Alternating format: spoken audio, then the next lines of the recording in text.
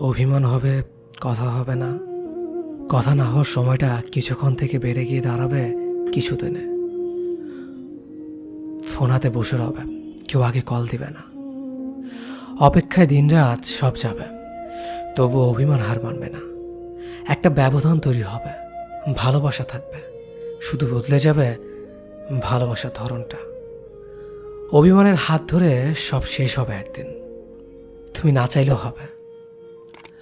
তোমার চাওয়া আর না চাওয়াতে কিছু যাবে আসবে না। সেদিন সেদিন সব শেষ হবেই, সব অভিমান চলে যাবে তোমার।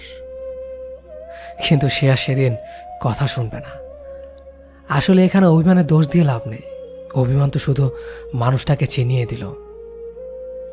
সে আসলে থেকে যাওয়ার মতো কেউ না।